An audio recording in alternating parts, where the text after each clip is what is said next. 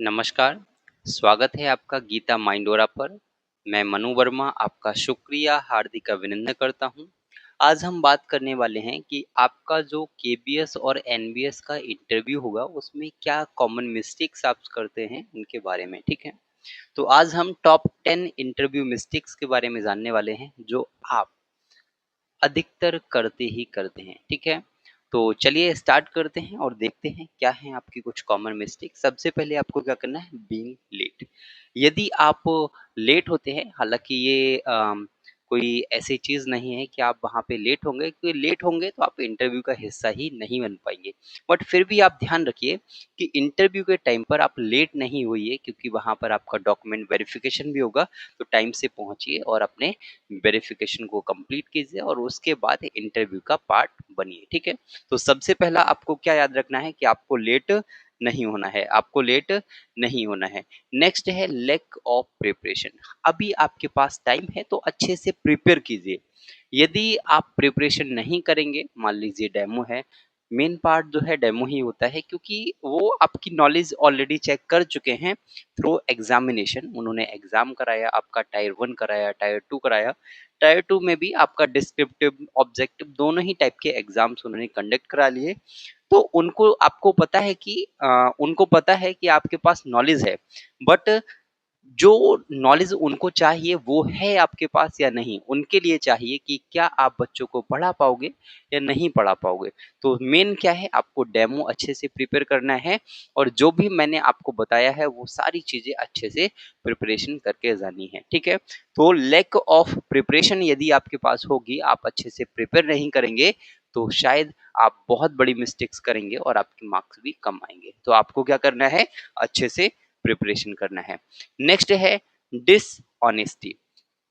ये चीज आपको याद रखना है, आपको हमेशा ऑनेस्ट रहना है, सच बोलना है, झूठ का सहारा नहीं लेना है, क्योंकि वो जो इंटरव्यूअर हैं वो आपसे कहीं बहुत ज्यादा एजुकेटेड हैं, बहुत ज्यादा उनके पास एक्सपीरियंस होगा।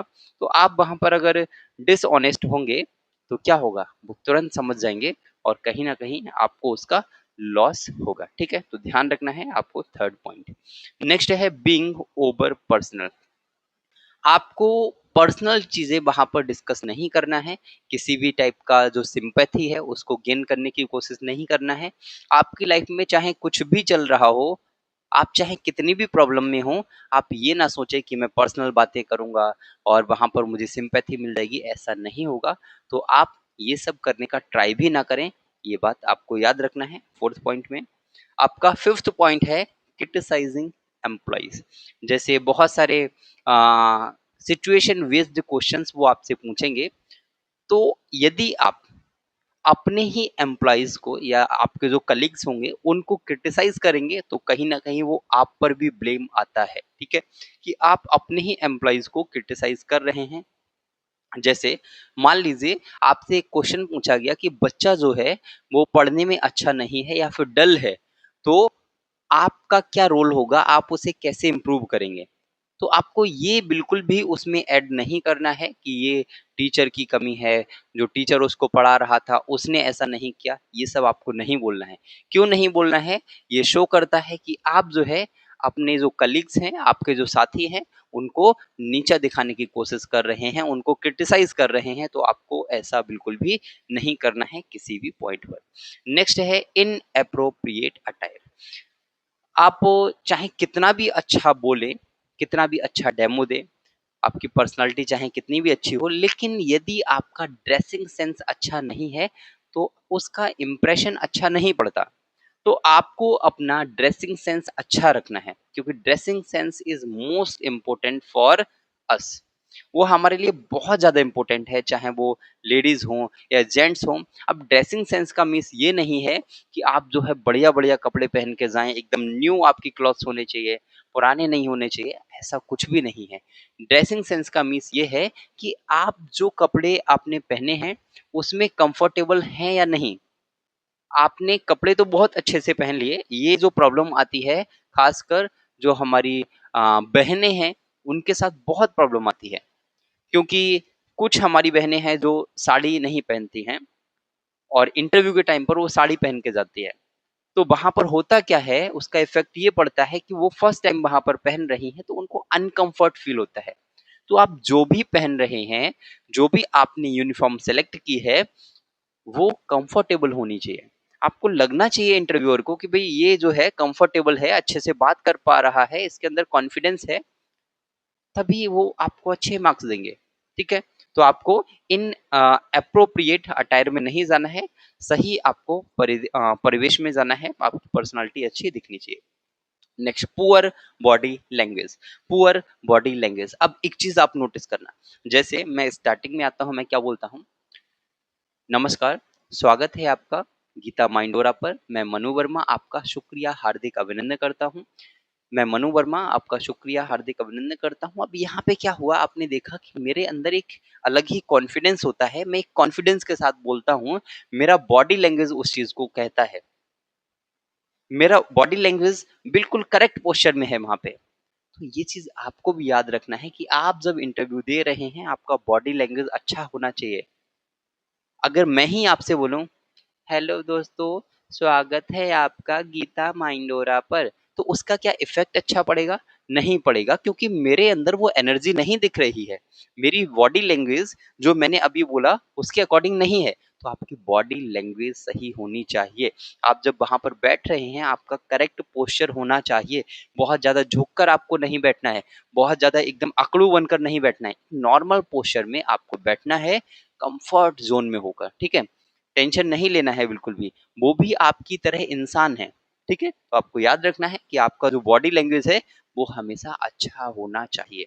और एक चीज और आपको प्लस पॉइंट देता हूँ कि जब भी आप जा रहे हैं, तो वो आपको बैठने के लिए बोलेंगे, आप बैठ जाइएगा, बट कोशिश कीजिए कि चेयर जो है वो खिसकाने की आवाज ना आए, क्योंकि उसका इम्पैक्ट थोड़ा सा अच्छा नहीं पड़ता है, ठीक है? तो ये चीज याद रखिए।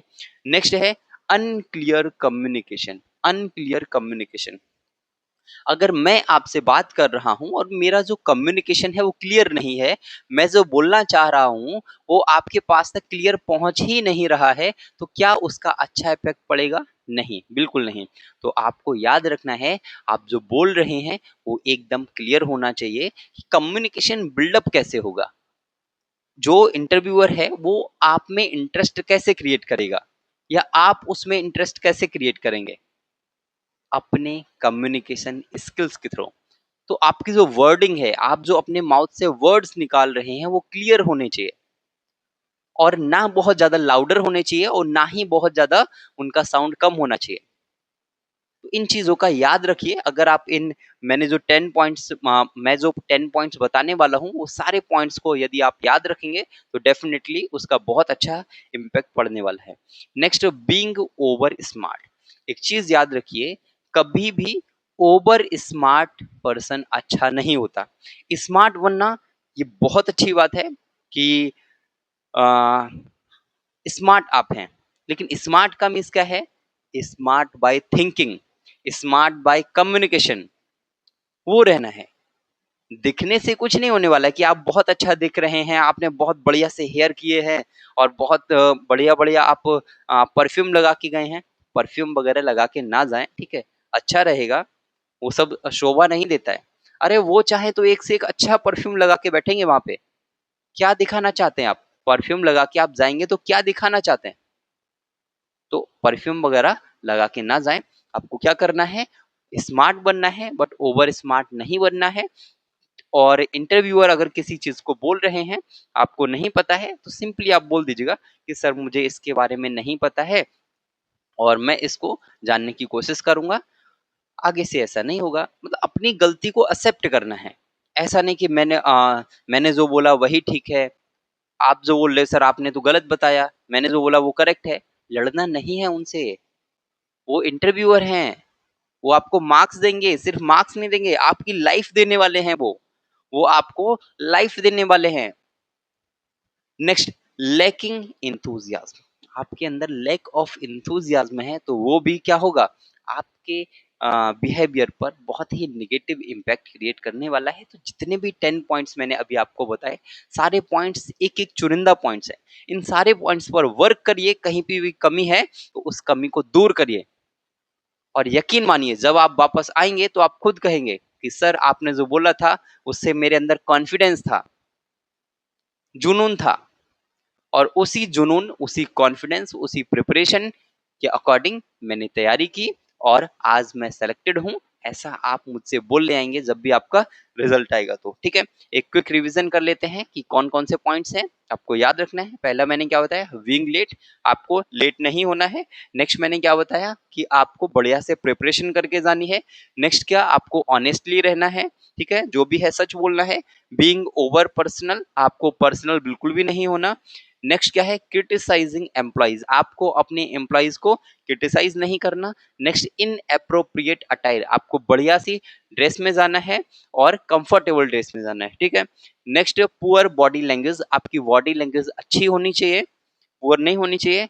अनक्लियर कम्युनिकेशन, आपका कम्युनिकेशन अच्छा होना चाहिए। नेक्स्ट, बीइंग ओवर स्मार्ट, आपको ओवर स्मार्ट नहीं बनना है।